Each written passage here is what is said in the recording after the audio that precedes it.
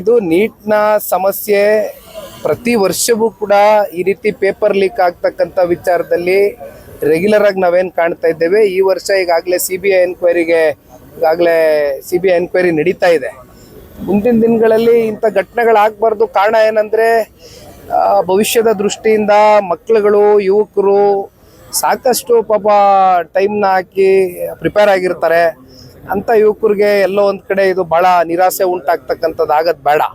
ಅದಕ್ಕೆ ಈ ಪರೀಕ್ಷೆಗಳು ಇವೇನು ಪೇಪರ್ ಲೀಕೇಜಸ್ ಇದೆ, ಇದೊಂದು ದೊಡ್ಡ ಸಿಸ್ಟಮ್ ಇದೆ. ಇದು ಒಳಗಡೆ ಯಾರೋ ಒಬ್ರಿಬ್ರು ಇರ್ತಕ್ಕಂಥದ್ದಲ್ಲ, ಇದು ಹಿಂದಿನಿಂದನೂ ಕೂಡ ಒಂದು ದೊಡ್ಡ ಮಾಫಿಯಾನೇ ಇದೆ ಇದ್ರ ಹಿಂದೆ ರನ್ ಆಗ್ತಾ ಇರ್ತಕ್ಕಂಥದ್ದು.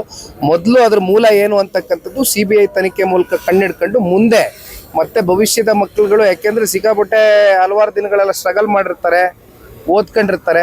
ಅಲ್ಟಿಮೇಟ್ಲಿ ಓದಂಥವ್ರಿಗೆ ಪಾಪ ಈ ರೀತಿ ಮತ್ತೆ ನೀವು ಎಕ್ಸಾಮ್ ಬರೀಬೇಕು ಅಂದಾಗ ಅವ್ರ ಮೇಲೆ ಆಗ್ತಕ್ಕಂಥ ಮಾನಸಿಕ ಒತ್ತಡಗಳು ಹೆಚ್ಚಿರುತ್ತೆ.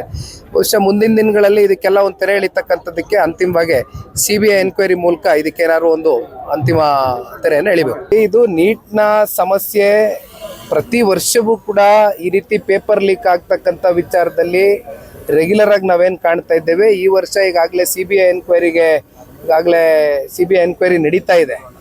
ಮುಂದಿನ ದಿನಗಳಲ್ಲಿ ಇಂಥ ಘಟನೆಗಳಾಗಬಾರ್ದು. ಕಾರಣ ಏನಂದರೆ ಭವಿಷ್ಯದ ದೃಷ್ಟಿಯಿಂದ ಮಕ್ಕಳುಗಳು, ಯುವಕರು ಸಾಕಷ್ಟು ಪಾಪ ಟೈಮ್ನ ಹಾಕಿ ಪ್ರಿಪೇರ್ ಆಗಿರ್ತಾರೆ. ಅಂಥ ಯುವಕರಿಗೆ ಎಲ್ಲೋ ಒಂದು ಕಡೆ ಇದು ಭಾಳ ನಿರಾಸೆ ಉಂಟಾಗ್ತಕ್ಕಂಥದ್ದು ಆಗೋದು ಬೇಡ. ಅದಕ್ಕೆ ಈ ಪರೀಕ್ಷೆಗಳು ಇವೇನು ಪೇಪರ್ ಲೀಕೇಜಸ್ ಇದೆ, ಇದೊಂದು ದೊಡ್ಡ ಸಿಸ್ಟಮ್ ಇದೆ. ಇದು ಒಳಗಡೆ ಯಾರೋ ಒಬ್ರಿಬ್ರು ಇರ್ತಕ್ಕಂಥದ್ದಲ್ಲ, ಇದು ಹಿಂದಿನಿಂದನೂ ಕೂಡ ಒಂದು ದೊಡ್ಡ ಮಾಫಿಯಾನೇ ಇದೆ ಇದ್ರ ಹಿಂದೆ ರನ್ ಆಗ್ತಾ ಇರ್ತಕ್ಕಂಥದ್ದು. ಮೊದಲು ಅದ್ರ ಮೂಲ ಏನು ಅಂತಕ್ಕಂಥದ್ದು CBI ತನಿಖೆ ಮೂಲಕ ಕಂಡಿಡ್ಕೊಂಡು ಮುಂದೆ ಮತ್ತೆ ಭವಿಷ್ಯದ ಮಕ್ಕಳುಗಳು, ಯಾಕೆಂದರೆ ಸಿಕ್ಕಾಪಟ್ಟೆ ಹಲವಾರು ದಿನಗಳೆಲ್ಲ ಸ್ಟ್ರಗಲ್ ಮಾಡಿರ್ತಾರೆ, ಓದ್ಕೊಂಡಿರ್ತಾರೆ. ಅಲ್ಟಿಮೇಟ್ಲಿ ಓದಂಥವ್ರಿಗೆ ಪಾಪ ಈ ರೀತಿ ಮತ್ತೆ ನೀವು ಎಕ್ಸಾಮ್ ಬರೀಬೇಕು ಅಂದಾಗ ಅವ್ರ ಮೇಲೆ ಆಗ್ತಕ್ಕಂಥ ಮಾನಸಿಕ ಒತ್ತಡಗಳು ಹೆಚ್ಚಿರುತ್ತೆ. ಬಹುಶಃ ಮುಂದಿನ ದಿನಗಳಲ್ಲಿ ಇದಕ್ಕೆಲ್ಲ ಒಂದು ತೆರೆ ಎಳಿತಕ್ಕಂಥದ್ದಕ್ಕೆ ಅಂತಿಮವಾಗಿ CBI ಎನ್ಕ್ವೈರಿ ಮೂಲಕ ಇದಕ್ಕೇನಾದ್ರು ಒಂದು ಅಂತಿಮ ತೆರೆಯನ್ನು ಎಳಿಬೇಕು.